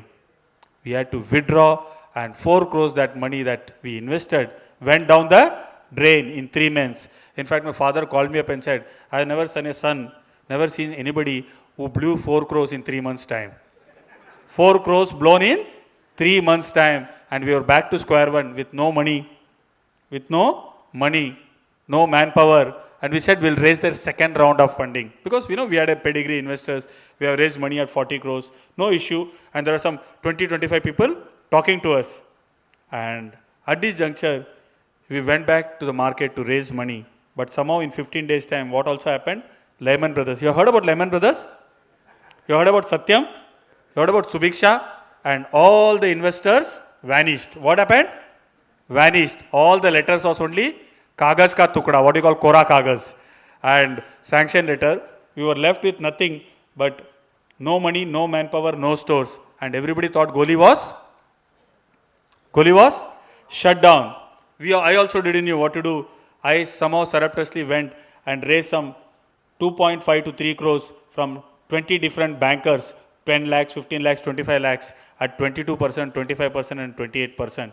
Everybody thought we had gone wonky. What are you going to do at 22% interest, 25%? But if you are passionate, what you will do? You will mortgage everything and say one more last chance. We had enough money to pay only salary, rent, material for 2 or 3 months' time. And beyond that, we didn't know what was going to happen to you. Paulo Coelho has said one beautiful thing. Business is all about uncertainty and ambiguity. What is it? Business is all about uncertainty and ambiguity, and your ability to deal with uncertainty and ambiguity. Paulo Coelho has said one beautiful sentence in his book.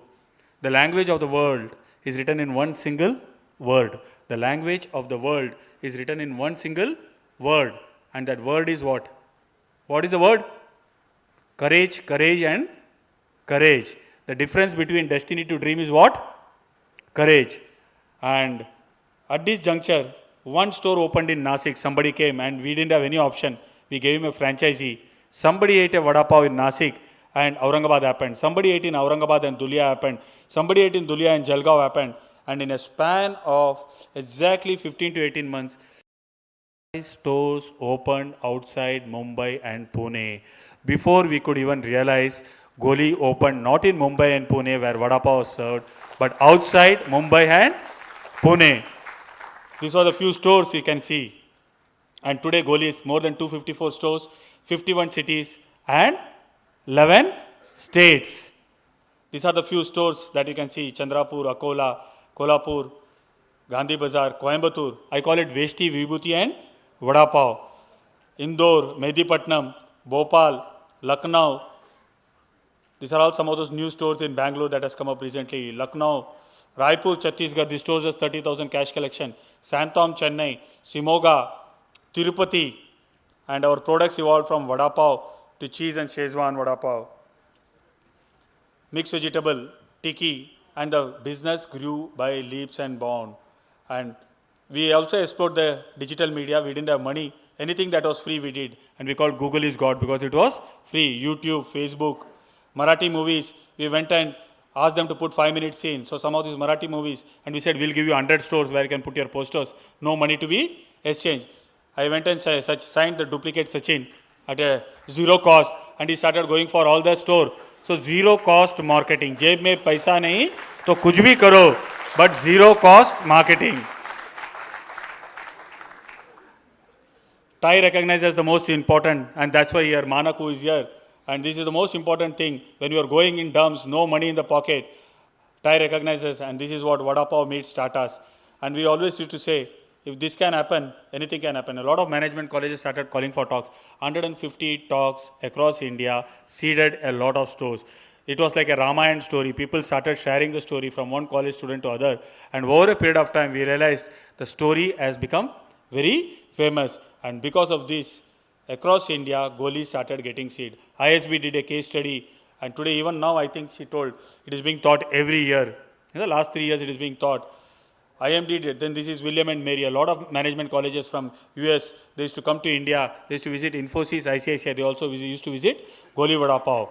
So it's all happened. You do everything. But the buzz has to go on. Network buzz. The McKinsey head I met in the TiE Delhi. Pramod Sinha. And he said, Venki, this is a fabulous story. He went to the US. He used to give talks in Harvard, he used to give talks in Virginia, he used to give talk in most of Stanford, and people used to say, we heard it in Stanford, we heard it in William and Mary, and people used to come to India. The moment this Firang used to come, the media also. IMD Switzerland did a case study and they called us the Olo Management Company of India. And we had most of these people talking about us. And case studies, Harvard did a case study And I think next month is going to be discussed, Financial Times London. The buzz has to happen. We kept on doing a lot of things which resulted. They said after Coffee Day, this is the next big story. Pepsi became our partner. We used their trucks. They said, what do you want? We said, any truck of Pepsi, we want Goli Vada Pav banner. So around something like 100 trucks of Pepsi carrying Goli Vada Pav banner across India. Everything. Pepsi did IPL. We did Vada Pav Kao IPL. Jao. Without no money being spent. And we had our duplicate Sachin placed in the audience in the IPL stadium with Vada Pav selling. In fact, IPL objected to us. But he came with this, all these, Arsha Bogle at least 10 times on during the IPL Pepsi season. Anything you do when there is no money to get attention, that is enough for you to go to the next level. Today we have more than 11 states, 51 cities, 255 stores, 5 crores plus units of Vada Pav sold, 200 crores plus is the brand value. Ventures came at last. Investors normally come. At last when all the 100 stores happened, we got funding at 21 crores.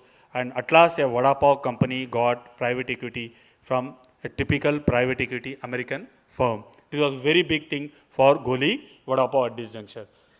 And Coca-Cola recognized as the most innovative company.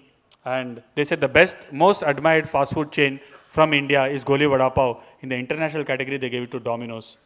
This is a CLB report. And 6% of India's market share is with Goli Vada Pav. Domino's is at 26. Subway is at 15. McDonald's is at 14. After KFC and Pizza Hut, Goli is at 7% in terms of number of stores. Travel and Leisure is the most admired food brand, and we stood at 18th amongst the 22 food brands across the world. And I still say, picture abhi baki hai. 225 is just the beginning. We still have 2,500. So how do you find the Goli Vada Pav story? Fascinating, isn't it? In fact, in the last presentation I heard from you, Venkat, you were told about this free advertisement, zero cost. He had one program where, in the railway station, if somebody is missing, you go through the public address system and they used to announce, the missing person is standing near the Goli Vada Pav store. And it became so popular, I remember you saying, I think it was in Dadar or some of the stations in Mumbai. So it's a fascinating story. We are running short of time, otherwise I'm sure we would have definitely had more questions, but all 4 of you are here for dinner? You're staying back? Okay, that's good. I think we can take questions on a offline basis when we are going to have some cocktails and dinner later during the evening after the presentation ceremony. Just one point as a concluding remarks, which cuts across all the 4 presentations, is the customer focus. At the end of the day, it is the customer, and customer. Everyone, like I was surprised when Ahmad told that there are, how many thali types, Ahmad? I didn't know this myself. 35 types of different, in Tamil Nadu, different types of thalis. So that means, and he has done research in that in terms of the marriages, he did video shoot. Look at the customer insight he is getting. What Afzal talked about in terms of his supermarket chains, what customer focus, what Swani talked about. And I will tell you my own example. I was going for the Thai retreat in Athens, and I didn't have a tuxedo. The dress code was a black tie. And I went, Deepak was not there, his wife Jyoti was there, and I didn't expect, maybe my ignorance, that a Kochi showroom of Raymond's to have tuxedo of my size. And it didn't have, I think the shirt was not there. And Jyoti took it out and told, okay, I will get it done. When is your function? I told, it's a week from now. She called up her factory and got it delivered in time for my function. So this is the kind of customer orientation, customer service we are talking about. Goli Vada Pav is a different story altogether. A fascinating story. I think all of us try to do advertisement without spending money. I think that's a key learning. Thank you all the panelists, and I think we go to the next session, which is basically a presentation. Am I right? I think so. You will have a lot of questions, but I'm sure you can take it offline when we meet for cocktails. Okay, now over to the organizers. Shruti, I think you learned this case in ISB, I'm sure? Yeah, I actually did. She's an ISB student. Yeah, I'm a student at ISB, and I actually went through his case a couple of months back in my entrepreneurship class, as I'd mentioned earlier. And it was a huge hit in class, so goes to talk about the story itself. But thank you all for an absolutely engaging session and inspiring us with your stories. I request Mr. MSA Kumar to please present mementos to our guests.